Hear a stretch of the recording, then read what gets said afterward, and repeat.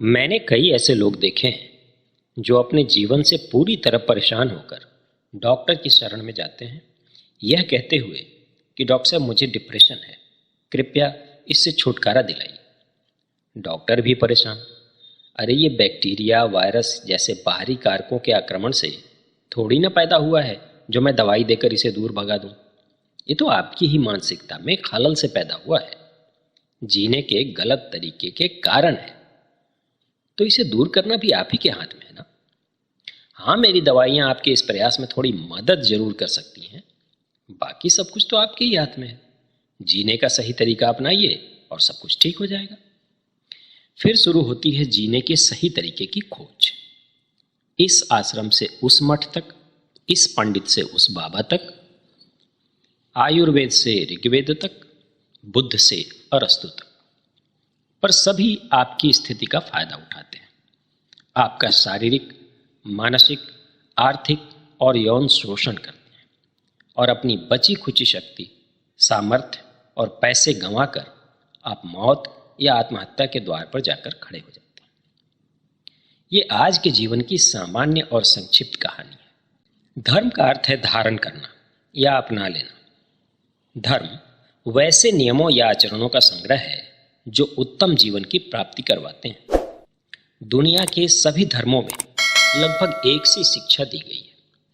वैसे तो परम सुख या ब्लिस की कोई सीमा नहीं, और इन शिक्षाओं के अनुपालन से जीवन में निरंतर और अधिक सुखों को प्राप्त किया जा सकता है, परंतु जीवन को लोभ मुक्त, भय मुक्त और तनाव मुक्त बनाने के लिए जहाँ से शुरुआत करनी है वह है संयम। और यही दुनिया के सभी धर्मों की बुनियादी शिक्षा है। संयम, धैर्य, सब्र ये हवस के विलोम शब्द हैं, और डिप्रेशन हवस के कारण पैदा हुआ मनोविकार। धर्म और कुछ नहीं, जीवन जीने का मार्ग ही है। Religion is the way of life. Depression से मुक्ति में बौद्ध धर्म की शिक्षा कितनी कारगर है, आज हम इसकी चर्चा करेंगे। बौद्ध दर्शन बहुत ही संक्षेप में जीवन में दुखों से छूटने और उत्कृष्ट सुखों की प्राप्ति के मार्ग बताता है।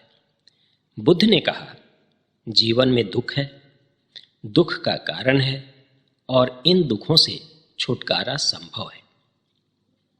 और दुखों को दूर करने तथा उत्कृष्ट जीवन व्यतीत करने के लिए अष्टांगिक मार्ग के पालन की सलाह दी।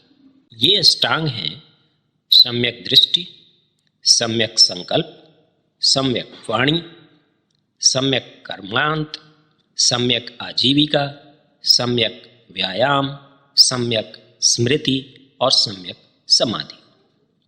उत्तम जीवन की प्राप्ति के लिए इनका क्रमिक अनुपालन आवश्यक है, परंतु जिस बात की ओर फिलहाल ध्यान दिलवाना चाहता हूँ वो है सम्यक शब्द। इन आठों आचारों के पहले सम्यक जुड़ा हुआ है। आखिर यह सम्यक इतना महत्वपूर्ण क्यों है? सम्यक का आखिर अर्थ है क्या?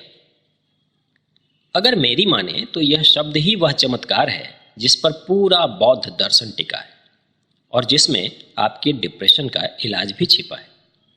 सम्यक का अर्थ है उचित, न्यायोचित, जितना जरूरी हो ठीक उतना। यकीन कीजिए, यदि इसे जीवन में उतार लिया तो आप सुखों से लबालब भर जाएंगे।